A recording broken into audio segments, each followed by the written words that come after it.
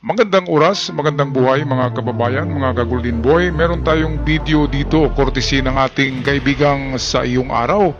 At ang video ay tungkol kay BP Sara at ang kanyang mga kaalyado na naniniwalang talagang mabaon o malibing o mabasura na ang impeachment case, pero hindi ganun kadali dahil umalma ngayon ang tinatawag na legal giants.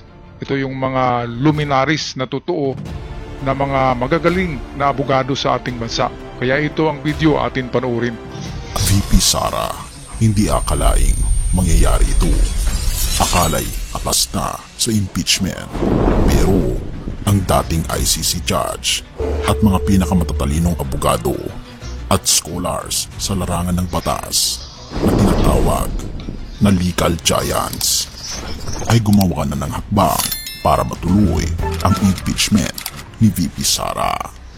Well, members of the University of the Philippines College of Law faculty have issued an open letter to the Senate urging it to immediately begin the impeachment trial of Vice President Duterte. Academic institutions and other groups urge the Philippine Senate to push through the impeachment trial of Vice President Sara Duterte.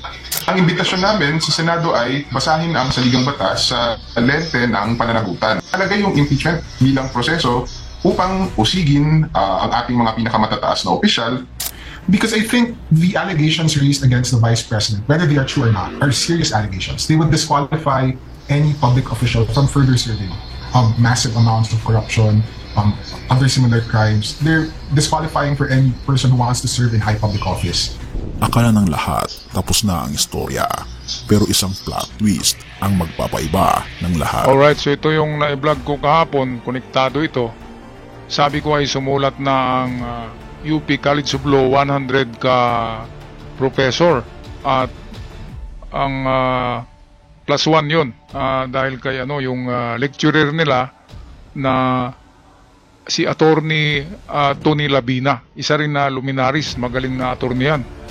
At hindi lang yan, meron sa ibang naman, ibang grupo, si Christian Munsod, isang legal giant din yan, pero hindi na isama dito ng ating kaibigan. So ito na nga, nagpadala na sila ng open letter sa Senado para mag-request na ipagpatuloy talaga ang itong impeachment case ni BP Sara para malinawan ang publiko, dahil naman ang busing ng Senado ay ang mamamayang Pilipino at wala ng iba. Hindi si Digong ang busing ng Senado, hindi rin si PBBM. Ang busing ng Senado ay tayo, mga mamamayang Pilipino. Kaya yan ang pagkakamali ng interpretasyon ng Senado, lalo na si Tolentino, napakamali talaga ng kanyang mga interpretasyon. Mamaya gagawa ko ng video yung sinabi ni Tolentino na hindi pwedeng maitawid sa 28th Congress ang 19th Congress. Kaya basura na daw, patay na daw, nalibing na daw ang impeachment case ni BP Sara. Kaya pasayaw-sayaw na lang si BP Sara sa TikTok eh. Pero ngayon hindi mangyayari dahil pumalag na nga ang mga legal giants. At ito ay mga profesor ito ng iba't ibang universidad sa Pilipinas, gaya ng Ateneo de La Salle, UP, PUP, TUP, napakarami. At umpisa daw sa Lunes ay mag-umpisa na sila ng kanilang kilos, protesta hanggang sa ika-11, kalampagin ng Senado. At kung hindi talaga yan babasahin ay meron talagang mangyayaring medyo kaguluhan, mga kababayan. Alright, balik tayo sa ating kaibigang Sa Iyong Araw. Takas na raw, lusot na, tapos na ang ingay. Ayan, Iyan ang akala ng maraming unti-unting humupa pasayaw-sayaw na lang usapan sa paligid ni VP Sara Duterte. Tila nawawalan na ng pag-asa na matuloy ang impeachment. Tumatahimik ang social media. Ang mga taga-suportay muling umalma, habang ang mga kritiko'y tila napapagod na rin. Pero bakit parang hindi pa ito ang dulo ng pelikula? Sa mga kanto ng akademya, sa mga pasilyo ng batas, sa mga bulwagan ng intelektual, may gumagalaw, tahimik, sistematikong, matalino. Akala natin tapos na, akala natin tila walang nangyayari, at akala ng lahat, tuluyan ng ligtas si VP Sara Duterte. Pero isang liham ang yumanig sa katahimikan. Mahigit 100 na tagapagturo ng University of the Philippines College of Law, mga haligi ng batas, mga utak na hinahangaan ang pumirma sa isang bukas na liham, hindi para hatulan, hindi para ipagtanggol, kundi para igiit ang tama. Ituloy ang impeachment trial. Bakit? Dahil may mas mataas pa sa politika at ito ang saligang batas. Hindi ito tungkol sa pananampalataya sa akusasyon, kundi sa tiwala sa proseso. Sabi nga nila, ang impeachment ay hindi pangkaraniwang usapin ng korte. Hindi ito basta-basta kaso ng ordinaryong batas. Isa itong natatanging mekanismo ng konstitusyon para panatilihin ang balanse ng kapangyarihan. Pero teka, sino-sino ang nasa likod nito? Una, si Ted Te, dating tagapagsalita ng Korte Suprema. Pangalawa, si Raul Pangalangan, dating huwes sa International Criminal Court. Pangatlo, si Antonio Laviña, veteranong constitutionalist. At pang-apat, John Mulo, isa sa pinakarespetadong abogado ng kanyang henerasyon. Hindi ito mga pangkaraniwang mga pangalan, ito ang mga tinatawag na legal giants. Pero baka iniisip mo, ano ngayon kung nagsalita sila, wala namang epekto yan. Subalit, iyan ang delikado.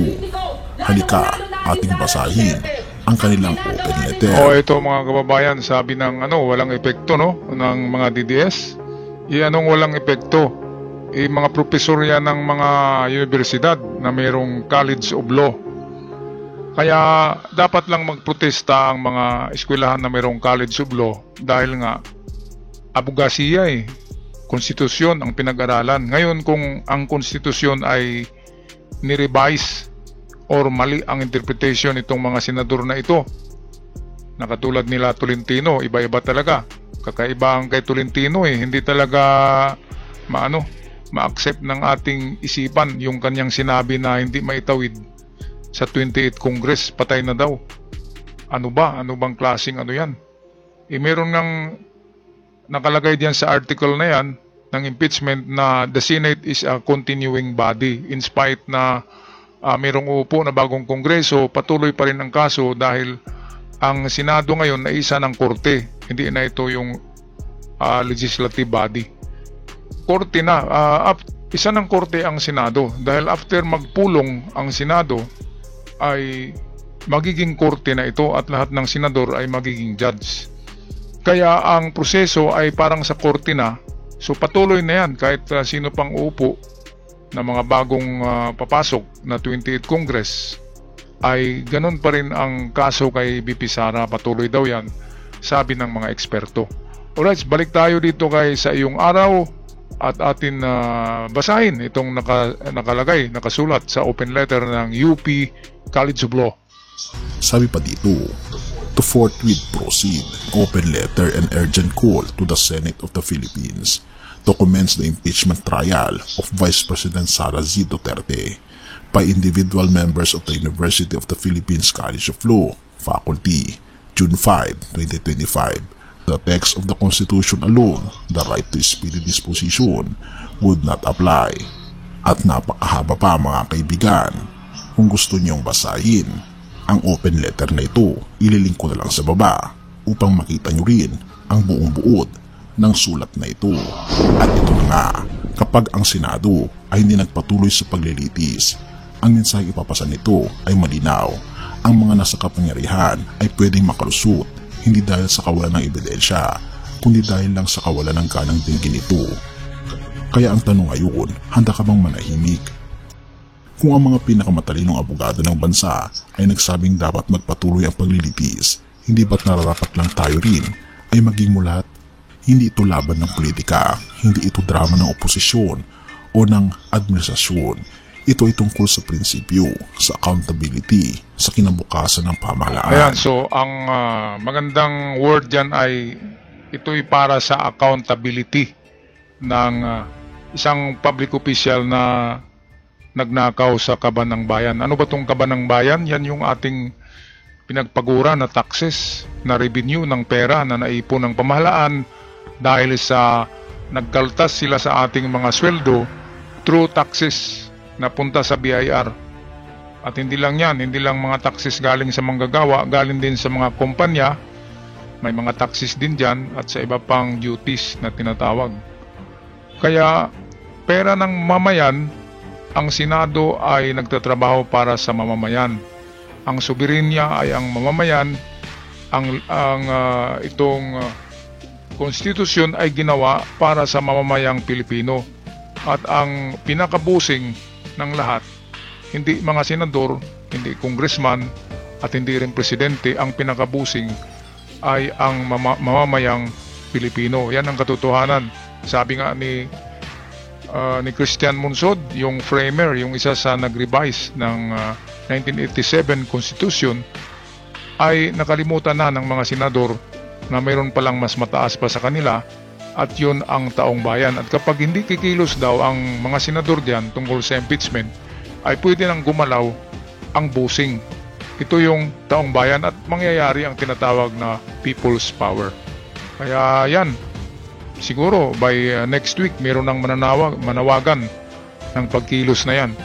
Kung hindi aaksyon ang Senado, ay talagang merong mangyayaring people's power dahil sobra-sobrang pagnanakaw ng pera ng bayan ang nangyayari. Alright, mga kababayan, pag-comment sa ating comment section sa inyong saloobin, at sa mga bago pa lamang nakabisita, huwag kalimutan mag-subscribe sa ating channel. Hanggang sa muli, paalam at ingat ang lahat.